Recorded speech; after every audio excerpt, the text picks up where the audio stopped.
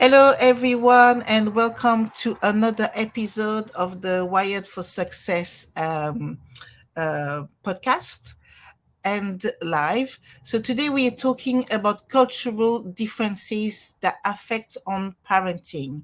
So we are the famous duo of Wired for Success, my colleague Steve Costello and myself, Patience Modevi, and we are here to support parents and teenagers to really deepen their relationships and to create a better lives all around. So today we're going to talk about the Blackburn story, which is a story that Steve is going to tell us. So we're going a little bit into story time, and then after we're going to deep dive into what we have as insight, etc., etc.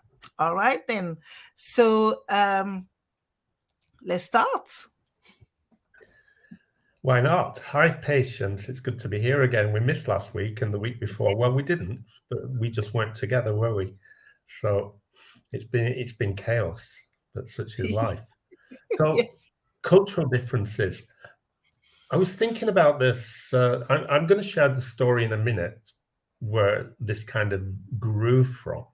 But one of the things that came up for me when I was thinking about the story was that we do have cultural differences that affect the way we work with our young people.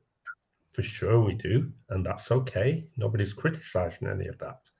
But we also have differences because of our values, and many of our values come from our culture. Yeah. So we remember that people have values that differ from one place to another.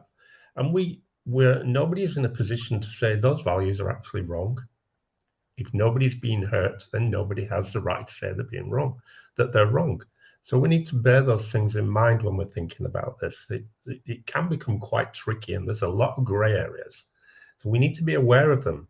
It's not our job to try and change people's values. It's not our job to try and change cultural differences.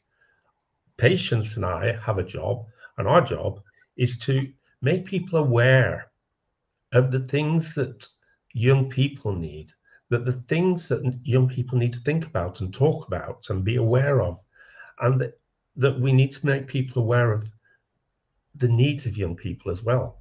And sometimes those needs don't match cultural values, or they don't match our cultural differences and so on. So we need to think carefully about it, and we need to be open to ideas. We need to be open to conversations. So here's the story.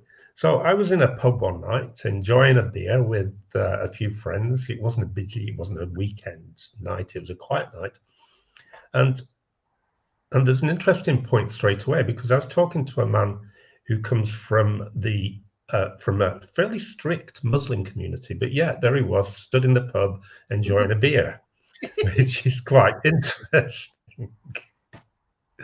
But as I said, I'm not the person to criticize this. So we were having a conversation about all kinds of stuff.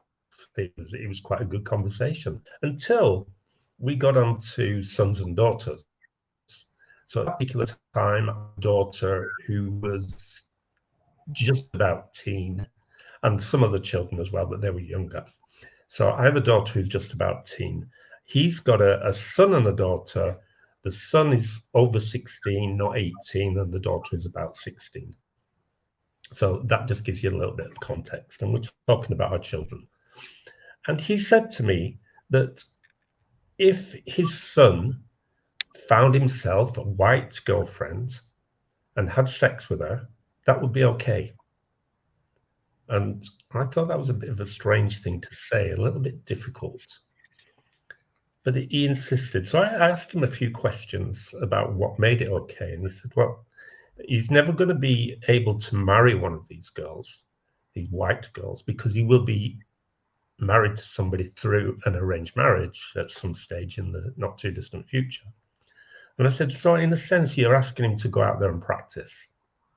I was a little bit blunt and a little bit annoyed at the Yeah. way he was saying it because I'm thinking all the time of my own daughter, and she's one of these white girls.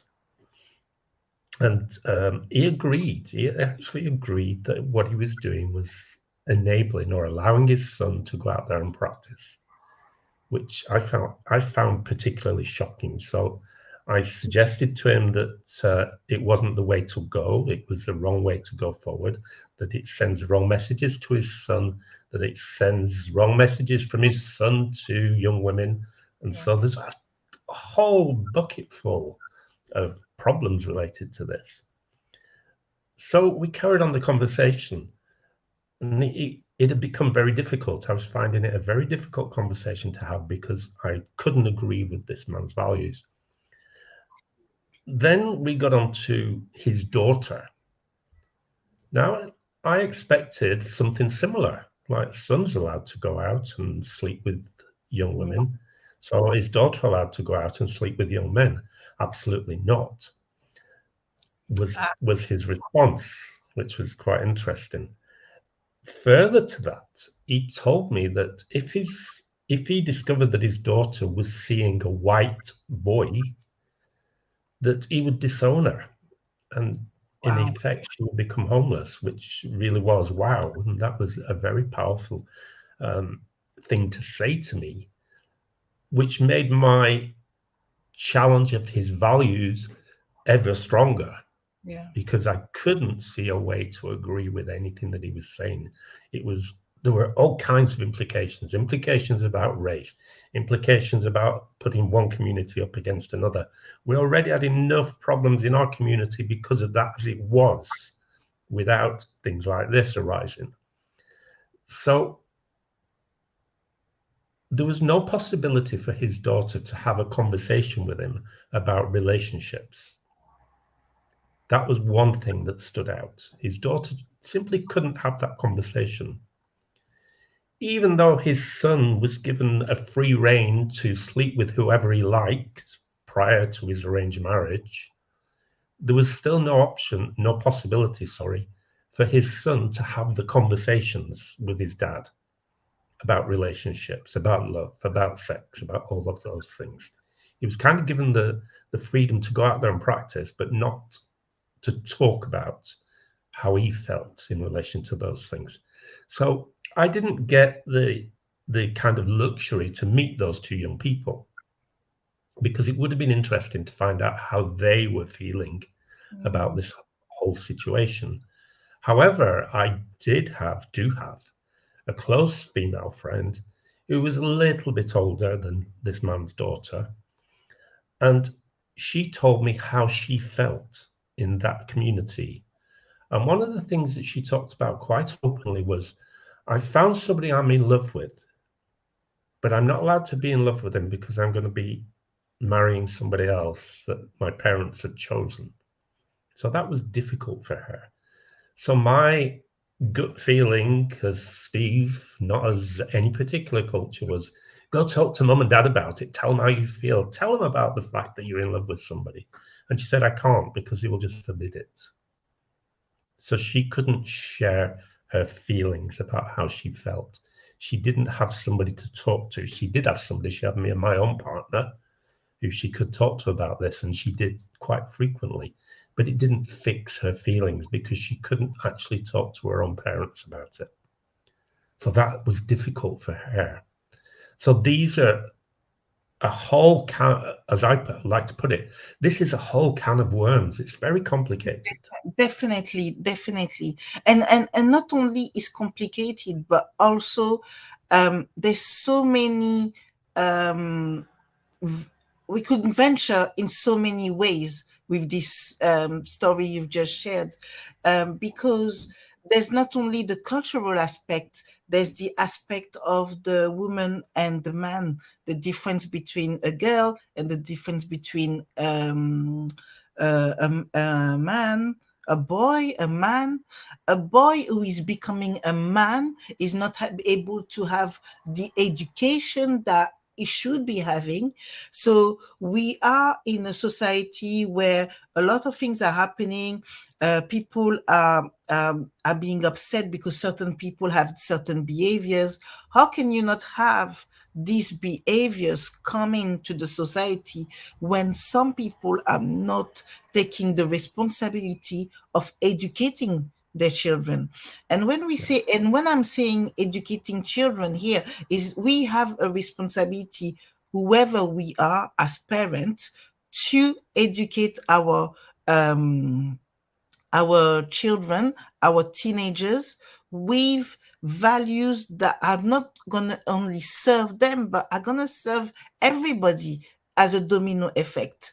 So the idea that already is the dad is saying, well, you can go and have relationships, not even like sexual relationships with white girls, or even if it's from another community, however, you cannot marry and you cannot discuss this with me. So where does the boundary lies? Where does the act of responsibility lies also with the young person? Where is everything? So there's so many, like you said, that it's a can of worms. So Absolutely. it is Yeah. really bad. Yeah. There's a whole thing about interpretation as well. So there's interpretation of by the son of the parents' values. There's interpretation by the son of what is written in the Quran, because the Quran was mentioned, Ah, but I don't know enough about the Quran to quote from there, or the Bible for that matter. But what I do know is that interpretations are made, and then the interpretations are turned into values, which become rules, yeah, rules that we live by. And that's okay sometimes. But yet, when people are confused, when people are unable to talk about it, when people are not getting the information they need to make sense of something, then I think we have a big problem. yeah, And it doesn't matter where the misinterpretation is coming from, whether it's a holy book or a societal value or even a law. It doesn't matter where it's coming from. The fact that there is misunderstanding, misinterpretation of something causes problem for the young person who's developing, learning, growing, trying to move forward, wanting to make sense of this big world that's all around us. So there's all kinds of things that need to be considered. yeah. So And how can we help with this? What can we do? What can parents do? yeah, exactly. And also, just coming back to what you were saying just now. So I've got this quote coming back to me, but I can't really make sense of it in English. But I'm gonna give you the gist of it. So basically, is your liberty of expression, of being, stops where the liberty of someone else is being put, I would say, in danger, or where the other person is going to get hurt. So, yes, you are free to think as you want to think, but you also have to think of society and our community as a whole. So, when we are, everything we are doing, even what we are doing as our work here, you and me, Steve, um, we are doing this work for the greater good of the community being the society where we stand right now in this present moment. So if we are supporting parents with value, with strategies, with ways of interacting, getting to grip with a better relationship, it is also to for them to be able to model those skills, those qualities with their teenagers, and the teenagers to then model it in the society, in the community. And this is a domino effect. So oh my god, there's so much I want to say about this story you just shared, that my mind is going like ding ding ding ding ding. uh, but let's come back to what can parents do in this particular situation. um, I think first of all, it is really important to put words and to create a space where there's easy flow of communication, even though we have our cultures, even though we have our religion, it is really important to make sure that the we are on, I mean, both parties are on the same level of understanding. The reason Yeah. why I say that is because, let's say, if we were to pick religion, so religion is got so many interpretation, as you were saying. You could be going to church and listen to the priest. The priest does the sermon, everybody hears it. Not one person in that church will have understood the same thing as what was said. So I think we have to come back to the basics with things like this and really try and build um, a space where there's a conducive environment for freedom to express themselves. Yeah. I think we need to, the whole idea of looking at simple question, how do we understand something? Mm, So we understand something by reading, we understand something by talking to another person, we understand something by listening to, for example, a podcast like this one. So there's 100 ways of understanding something. And the way we the but one of the main things about understanding something is the ability to ask questions.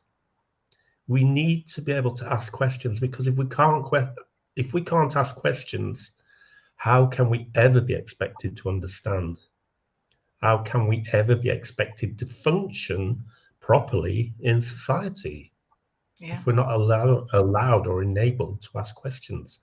And I think that word enabling is important for parents. Yeah. I think it's the duty of all parents to enable their young people to ask questions. Now, sometimes young people, my daughter asked me a crazy question a couple of days ago that I didn't like much.